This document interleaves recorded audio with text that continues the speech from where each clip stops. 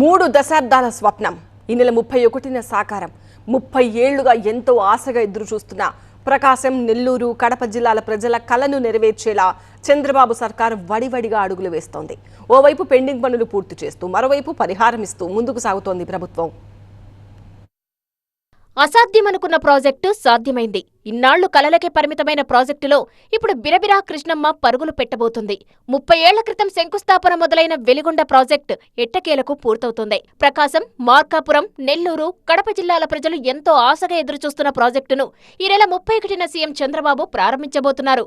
శ్రీశైలం నుంచి వెలిగొండ టన్నెళ్ల ద్వారా నల్లమల సాగర్కు నీటిని తరలించేందుకు అన్ని పనులను శరవేగంగా ప్రభుత్వం పూర్తి చేస్తోంది. ప్రాజెక్టు కోసం భూములిచ్చి సర్వం కోల్పోయిన నిర్వాసితులకు పరిహారం చెల్లింపులోనూ సర్కార్ వేగం పెంచింది.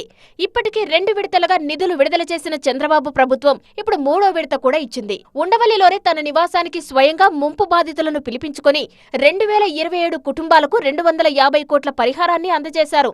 దీంతో ఇప్పటిదాకా 768 కోట్లను ఇచ్చినట్లయింది. మిగిలిన వారికి కూడా పరిహారాన్ని అందించి ప్రాజెక్టులో నీళ్లు నింపేందుకు ప్రభుత్వం కసరత్తు చేస్తోంది.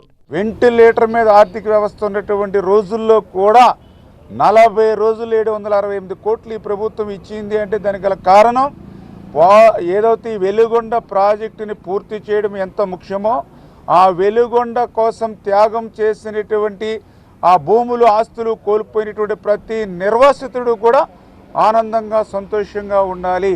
అందుకే ఈ రాష్ట్రానికి ఎన్ని కష్టాలు, ఇబ్బందులున్నా ఆ నిర్వాసితులకి వాళ్ళ అకౌంట్లో వాళ్ళ R&R సొమ్ము జమ చేసిన తర్వాతే నీళ్లు వదలాలి అని చంద్రబాబు నాయుడు గారి యొక్క సంకల్పమే ఈరోజు ఆ 768 కోట్ల రూపాయలు వాళ్ళ అకౌంట్లోకి ఇచ్చినటువంటి పరిస్థితి.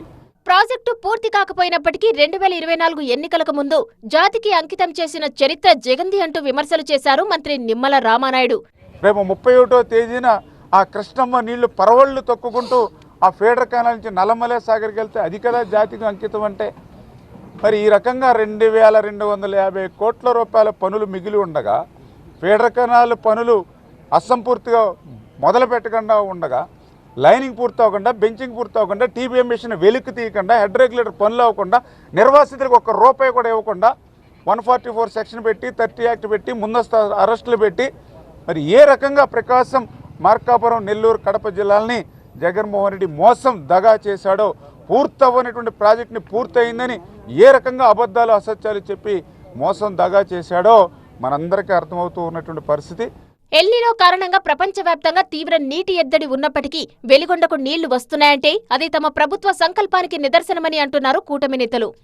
ఈవేళ 30 సంవత్సరాల నుంచి రానిటువంటి నీరు నల్లమల సాగర్కి 10 TMCలు వస్తుంది అని అంటే ఈవేళ రాష్ట్ర ప్రజలే కాదు, దేశ ప్రజలు కూడా గమనిస్తారు.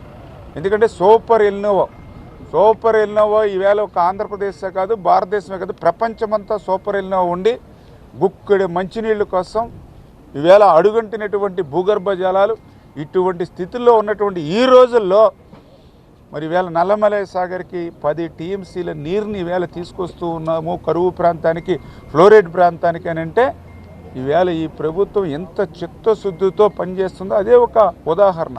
ప్రాజెక్టులోనే నీటిని తరలించేందుకు ప్రభుత్వం ఏర్పాట్లు చేస్తుండటంతో ముంపు బాధితులు గ్రామాలను ఖాళీ చేసి వెళ్తున్నారు. వెలుగొండ పూర్తయితే 4,47,000 ఎకరాలకు సాగునీరు, 23 లక్షల మందికి తాగునీరు అందనుంది.